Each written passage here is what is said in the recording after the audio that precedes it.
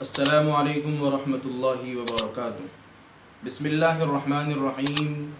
نحمدہ ونصلی ونصلی علی رسولہ الکریم، اما بعد۔ عزیز ساتھیو، بزرگوں، جمعہ کا دن جو ہے وہ تمام دنوں کا سردار ہے، اور جمعہ کے دن اللہ کے نبی صلی اللہ علیہ وسلم نے کچھ مخصوص اعمال کرنے کو بتائے ہیں۔ اس میں سے 3 اہم جو کام ہیں میں آپ حضرات کے سامنے پیش کروں گا۔ دعا ہے اللہ تبارک و تعالیٰ سے کہ اللہ تبارک و تعالیٰ مجھے بھی کہہ کر اس پر عمل کرنے کی اور ہم سب کو سن کر اس پر عمل کرنے کی توفیق عطا فرمائیں۔ سب سے پہلے جو اللہ کے نبی صلی اللہ علیہ وسلم نے ارشاد فرمایا کہ جمعہ کے دن کثرت سے درود پڑھنے کے متعلق، کہ اللہ کے نبی صلی اللہ علیہ وسلم کے ہمارے اوپر اور پوری امت کے اوپر جو احسانات ہیں، اگر ہم اپنی پوری زندگی اللہ کے نبی صلی اللہ علیہ وسلم کے اوپر درود پڑھنے پر گزار دیں، پھر بھی ہم اس کا حق ادا نہیں کر سکتے، لیکن ہم سے جتنا ہو سکے اتنا تو درود پڑھ ہی سکتے ہیں۔ ایک روایت ہے حضرت ابو درداء رضی اللہ تعالیٰ عنہ کی، وہ روایت کرتے ہیں، نقل کرتے ہیں کہ رسول اللہ صلی اللہ علیہ وسلم نے ارشاد فرمایا کہ جو شخص مجھ پر جمعہ کے دن کثرت سے درود بھیجے، اور ایک روایت میں ہے کہ تم جمعہ کے دن کثرت سے میرے اوپر درود بھیجو، اس لیے کہ جمعہ کا دن ایسا مبارک دن ہے کہ اس دن فرشتے حاضر کیے جاتے ہیں، اور جو شخص درود پاک پڑھتا ہے اللہ کے نبی صلی اللہ علیہ وسلم پر درود بھیجتا ہے، اور اس کے درود ختم ہوتے ہی اس کا درود میرے سامنے پیش کیا جاتا ہے۔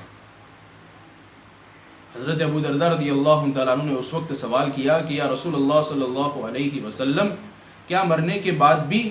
تو اللہ کے نبی صلی اللہ علیہ وسلم نے ارشاد فرمایا کہ ہاں، مرنے کے بعد بھی، اس لیے کہ اللہ جل شانہ نے زمین پر یہ بات حرام کر دی ہے کہ وہ انبیاء علیہ السلام کے جسم کو کھائے اور ان کو قبروں کے اندر رزق دیا جاتا ہے۔ تو اس سے پتہ چلا کہ جمعہ کے دن جو ہے ہم جتنا ہو سکے اللہ کے نبی صلی اللہ علیہ وسلم پر درود بھیجے، کثرت کے ساتھ درود بھیجے۔ اور حدیث پاک میں آتا ہے کہ جو شخص 1 مرتبہ درود بھیجتا ہے اس پر اللہ تبارک و تعالیٰ 10 رحمتیں نازل کرتے ہیں۔ تو ہم سوچیں کہ ہمارے نامہ اعمال کے اندر کتنا ثواب اکٹھا ہو جائے گا۔ ایک تو یہ ہے درود کا عمل، اور دوسری چیز عمل کرنے کی ہے کہ جمعہ کا دن جو ہے دعا کی قبولیت کا دن ہے، لیکن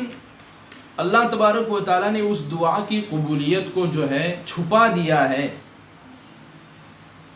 ہم جو ہیں پورے دن میں جب بھی ہم کو وقت ملے اللہ سے دعا کرنی ہے۔ شاہ ولی اللہ صاحب دہلوی رحمۃ اللہ علیہ نے، محدث دہلوی رحمۃ اللہ علیہ نے اپنی کتاب حجت اللہ البالغہ میں 2 اوقات بیان کیے ہیں، کہ ایک تو یہ کہ خطبہ امام صاحب جمعہ کا جو خطبہ پڑھتے ہیں اس وقت سے لے کر نماز ختم ہونے تک یہ بھی دعا کی قبولیت کا وقت ہے، اور دوسرا عصر کے بعد سے لے کر مغرب تک کا وقت، یہ بھی قبولیت کا وقت ہے۔ لیکن کوئی خاص متعین وقت نہیں، بلکہ یہ تو کیونکہ یہ وقت جو ہے اللہ تبارک و تعالیٰ کی طرف رجوع ہونے کا ہے، اسی لیے بتلایا ہے، ورنہ اللہ تبارک و تعالیٰ نے اس کو چھپا کر کے رکھا ہے کہ کون سے وقت ہم دعا کو قبول کریں گے یہ نہیں بتایا۔ تو ہم پورے دن میں جب بھی ہم کو جمعہ کے دن وقت ملے اللہ سے ہاتھ اٹھا کر دعا کریں، کون سا وقت نہ معلوم کون سا وقت دعا کی قبولیت کا ہو، اور اللہ کی بارگاہ میں ہماری دعا قبول ہو جائے۔ تو یہ دوسرا عمل ہے۔ اور تیسری چیز اللہ کے نبی صلی اللہ علیہ وسلم نے ارشاد فرمائی، جمعہ کے دن یہ ارشاد فرمایا سورہ کہف کی تلاوت کرنے کو۔ اللہ کے نبی صلی اللہ علیہ وسلم کی حدیث ہے کہ جو شخص جمعہ کے دن، اور یعنی جمعہ کی رات کسے کہا جاتا ہے؟ جمعرات کی جو رات آتی ہے، جمعہ کے دن سے پہلے جو رات آتی ہے، اس جمعہ کی رات کو جو شخص سورہ کہف کی پہلے حصے کی 10 سورتیں اور آخر کی پہلے حصے کی 10 آیتیں اور اخیر کی 10 آیتیں پڑھ لے وے، اللہ تبارک و تعالیٰ اس کو تمام فتنوں سے بچائے گا۔ ایک حدیث میں یہ بھی آتا ہے کہ اللہ کے نبی صلی اللہ علیہ وسلم نے ارشاد فرمایا کہ جو شخص جمعہ کے دن اور جمعہ کی رات کو سورہ کہف کی تلاوت کرے گا اس کو دجال کے فتنے سے محفوظ کر دیا جائے گا۔ ایک روایت میں یہ بھی آتا ہے کہ جو شخص سورہ کہف کی تلاوت کرتا ہے وہاں سے لے کر کعبۃ اللہ تک نور ہی نور کر دیا جاتا ہے۔ اور ایک حدیث میں یہ بھی آتا ہے کہ جو شخص جمعہ کے دن سورہ کہف کی تلاوت کرتا ہے اللہ تبارک و تعالیٰ اس جمعہ سے لے کر اگلے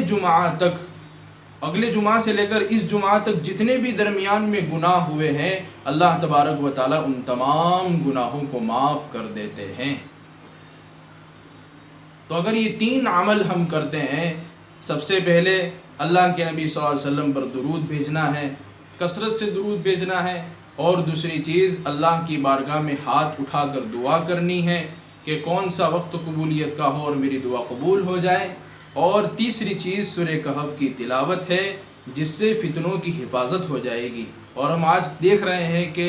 ہر آنے والی صبح، ہر آنے والا دن جو ہے ایک نیا فتنہ لے کر آتا ہے، تو ان تمام فتنوں سے بچنے کے لیے یہ اللہ کے نبی صلی اللہ علیہ وسلم نے عمل بتلایا کہ سورہ کہف کی تلاوت کرو۔ اللہ تبارک و تعالی ہم سب کو جو ہے ان باتوں پر عمل کرنے کی توفیق عطا فرمائے۔ اور اخیر میں ایک گزارش ہے کہ یہ میسیج جو ہے ہم اپنے دوستوں کے ساتھ بھی شیئر کریں تاکہ وہ بھی ہمارے اس عمل کے ساتھ شریک ہو جائے۔ اللہ ہم سب کو ان باتوں پر عمل کرنے کی توفیق عطا فرمائے۔ السلام علیکم ورحمۃ اللہ۔